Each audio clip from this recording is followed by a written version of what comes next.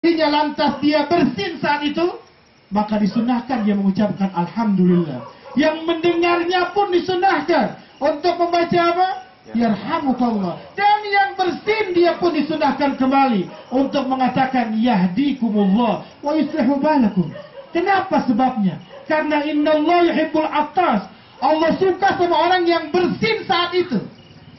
Orang yang bersin saat itu akan Allah hilangkan dan angkat berbagai macam penyakit dalam dirinya. Apalagi ketika dia menghirup air itu ketika dia baru bangun tidur untuk berwudu dan salat subuh. Itu hanya sekedar menghisap air ke hidung dan mengeluarkannya. Belum menyempurnakan wudunya.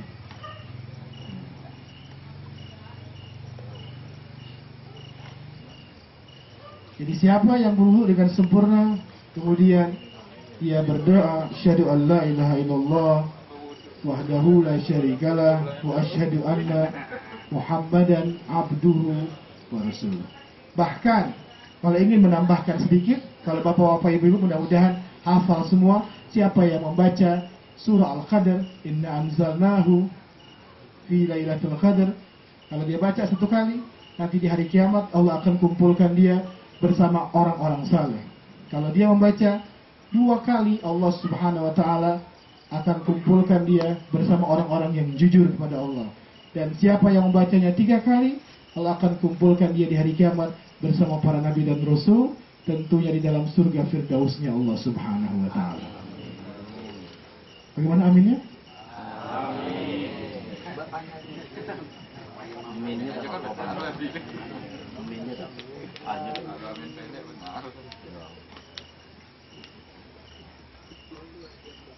Kita sudah bicara tentang wudu dan dengan baik dan sempurna. Kita sudah berbicara tentang amin. Ada lagi kalimat yang sederhana, yaitu suratul ikhlas, yaitu surah Qul huwallahu ahad, Allahus samad, lam yalid wa lam yulad wa lam yakul lahu kufuwan ahad. Telah bersabda Nabi besar Muhammad sallallahu alaihi wasallam, Qul huwallahu ahad ta'dilu thuluthul Qur'an. Bahwa membaca suratul ikhlas, tapi dengan cara bacaan yang baik dan benar. Kalau bacanya 1 kali, dia akan mendapatkan pahala seperti membaca Al-Quran sepertiganya. Seperti membaca Al-Quran sepertiganya. Berarti kalau dia membaca suratul ikhlas sebanyak 3 kali, maka dia mendapatkan pahala seperti menghatamkan. Menghatamkan? Siapa yang sering menghatamkan Quran di sini?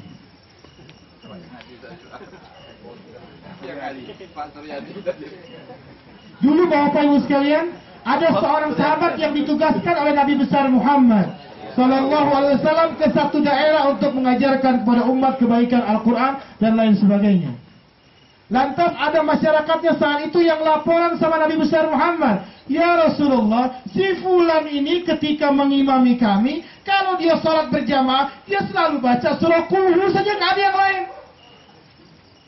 Dia baca surah Qul Hu, rakaat pertama dia baca Qul Hu, rakaat kedua dia baca Qul Hu. Kami sampai bingung, apa tidak ada surat yang lain? Dan apakah itu tidak berbahaya ya Rasulullah?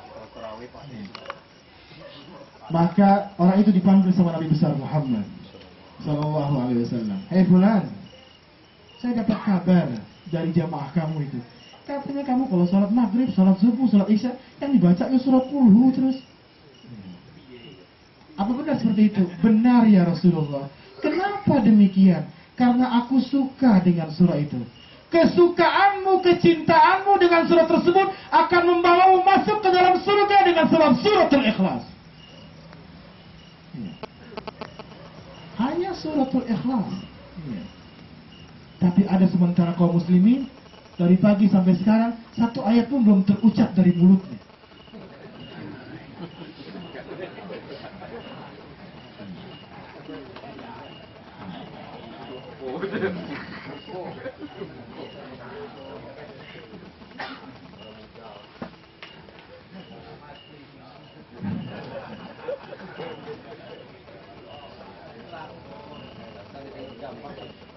Sudah malam ya? Belum. Tadi malam, tapi belum malam ya. Habis maghrib belum malam.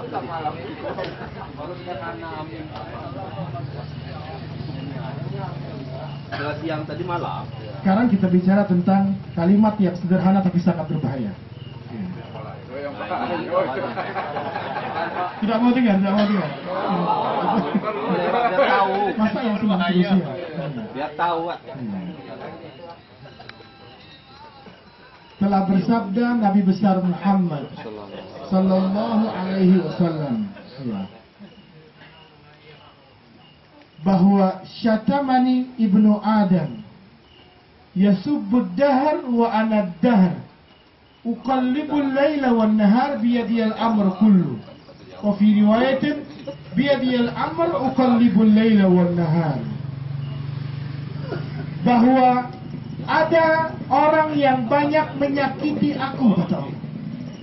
Bapak ibu-ibu, kalau bapak nyakiti seseorang ketahuan dia bakal marah atau tidak? Kalau orang yang bapak sakiti pejabat negara lebih marah atau tidak? Bagaimana kalau yang bapak ibu sakiti Allah subhanahu wa ta'ala?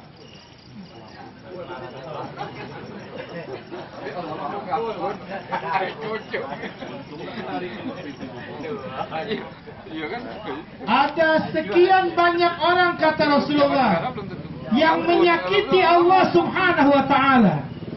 Bagaimana itu bisa terjadi? Bapak ibu sekalian, ya subbud dahr, dia mencela waktu, dia mencela masa, dia mencela tahun, tanggal, bulan, detik, ataupun jam.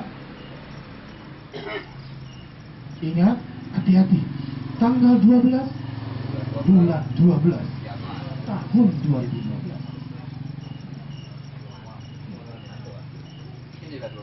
Ada lagi, kita sering mendengar seperti ini.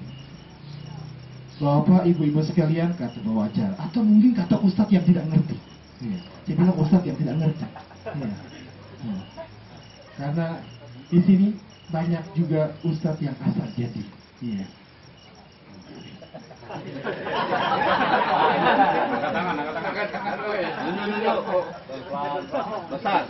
Dia baru berdakwah kalau dapat dana dari pemerintah.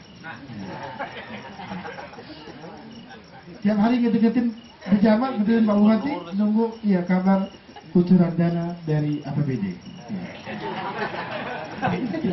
Tak semua baca.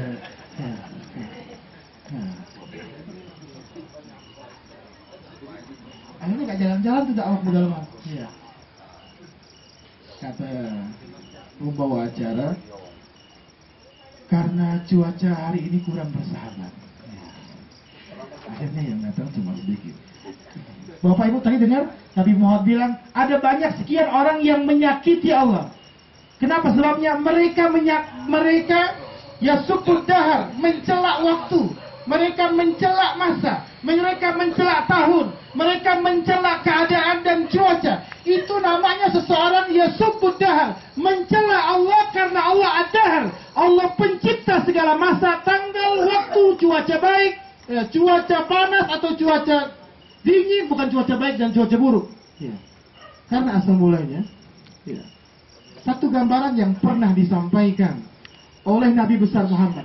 Ini sebenarnya bukan sesuatu yang baru. Ini sebenarnya bukan sesuatu yang dibuat-buat oleh saya. Bapak boleh buka di berbagai macam hadis dalam sahih, itu pun sudah termaktub. Hanya saja sekian banyak orang tidak sampai membaca hadis tersebut. Bahwa ketika turun hujan, Nabi besar Muhammad sallallahu alaihi wasallam mengatakan kepada umatnya saat itu setelah salat subuh, asbaha min ibadi mu'minun bi wa kafir, fa amma man qala mutirna bi fadlillahi